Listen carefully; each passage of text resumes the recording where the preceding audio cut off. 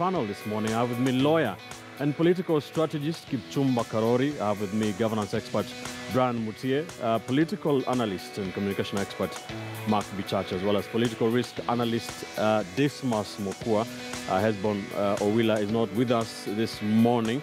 But that's what we, for the next 20 minutes, 120 minutes, this gentleman will be helping me put perspective into some of these very big developing political and governance stories. But first, let's start with what's happening in the newspapers.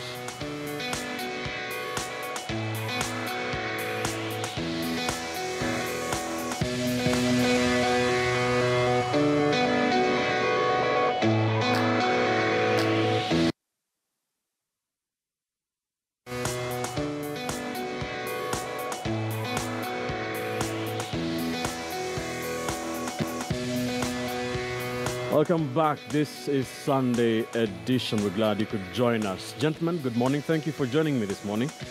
Let's start with the newspaper headlines. Let's start with the story that has been developing for the last 3 days or so, and that is tragedy at the Solai Dam in the county of Nakuru. And a lot has been said. 49 people, according to the latest count, had lost their lives as of yesterday. According to our reporter on the ground, Elfas Lagat, is that the rescue operations are still continuing. He has been on the ground, and of course it is a very sad story that has been happening. So gentlemen, what are your views on this? Dismas, a lot has been said, a lot of questions raised about, first of all, disaster preparedness and then disaster management and response. What do you think about this? Well, as you've indicated, a lot has been said and a lot has not been done. It's actually a tragedy that the national government doesn't have capacity to respond to disasters, and the same works for the county governments. And all we are getting from political leaders are statements for the future. They're giving us promissory notes saying that they're going to act with speed to ensure that this doesn't happen again. But again, we go back to the public sector and public servants, the ones who are in charge of regulation. How is it possible that we allowed such kind of dams to be put up, despite the fact that there are indications all over against environmental regulations? You've got NEMA, you've got WAMA. There are so many organizations that are supposed to regulate this. How come we have these projects coming? It also goes to the building collapsing in Kenya. There are your buildings coming up. Then you begin to wonder, where are these professionals who are supposed to be running the show? Where are these professionals who are supposed to ensure that everything is done according to the book? Right. And again, are there consequences for mischief? When you've got a dam like this collapsing, the professionals who are responsible, is there anybody who's going to pay for this kind of mischief? Is there anybody who's going to pay for the act of omission and commission? In other countries, and we keep on running to our age mate in South Korea, when this kind of disaster happens, the public sector officials who are responsible, they get fired.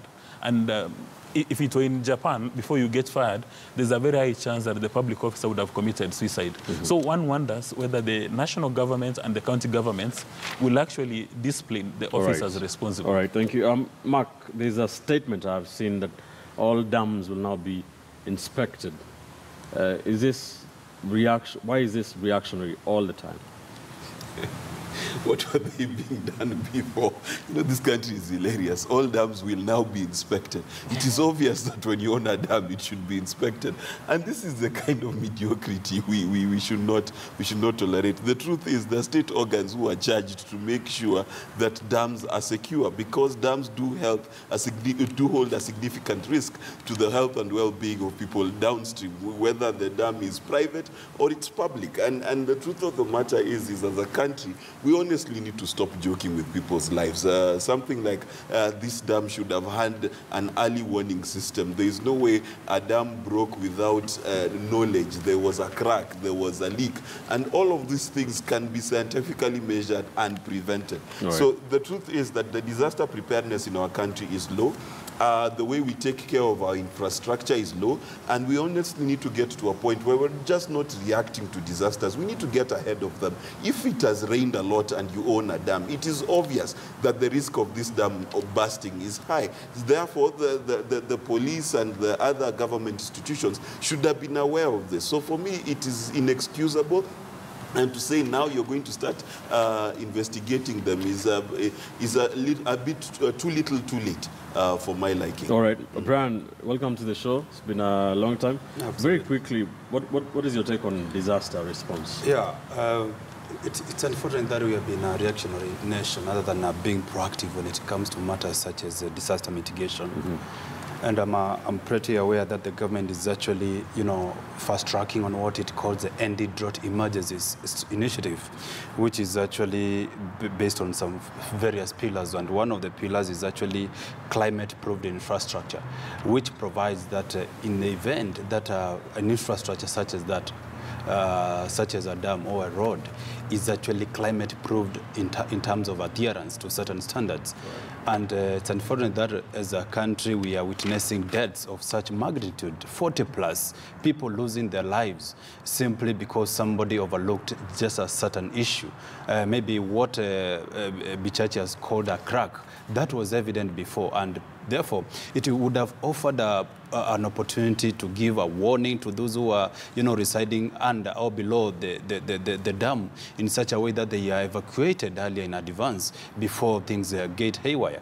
But now this is unfortunate. People have lost their lives, and it seems like nobody is actually being so much perturbed by the issue. Right. If it were in those countries that Dismas is talking about, somebody would have already resigned by the time that event took place, and somebody would have been held accountable. Somebody would be in jail right now, actually answering charges of negligence and that kind of loss of life. So it's unfortunate for us as a country that, Ben, we are actually at such a rudiment stage when it comes to mitigation of disasters. Thank you, Brian. Kipchumba, we are talking about more than 40 lives that have been lost, 40 still unaccounted for, according to our man on the ground, Elfas Lagat. Could these deaths have been avoided? Yes, Ben, may I begin by sending my condolences to the 40 people who lost their lives. It is sad that such a thing happened in a country at this century. This is a crisis that could have been averted if the regulatory authorities had done their job well. Warma, NEMA, the county, the Department of Environment at the county level. Because look at it this way, how comes we have a dam that has problems, and how comes we are even speaking of illegal dams in a country? A dam is something very big. It's not a borehole where you are saying you need to go and investigate where they are. Dams are known where they are located.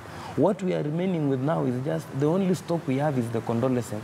That is the only stock we remain with, to send condolences and to say these promissory notes. But going forward, we need to act decisively. Who is the person who approved the environmental impact assessment? Was it even carried out? 2, how did you approve a dam to be built upstream? And you know what that means. It means that there is a lot of water coming from those mountains. Look at Nakuru as we speak now, around Menengai Hills. We have companies blasting stones around Kagoto and Eshima. And you just know this is a disaster waiting to take us where we are with Solai. But nobody is telling us the blasting should stop, because they are blasting one side of the hill and the other side. People are living. With time, that is a disaster awaiting to occur. But nobody is talking about it. What we are waiting is to come here and say we are sorry and all this. But again, what about resources? We need to allocate enough resources to these, to our issues of emergency. Right. And this should be done at county level. Okay, all right. Just wanted you gentlemen to touch on that. This is a developing story we have been following up on, still on the ground, to just try and see if any more people or bodies are found as the recovery processes continue. Let's get into our politics now very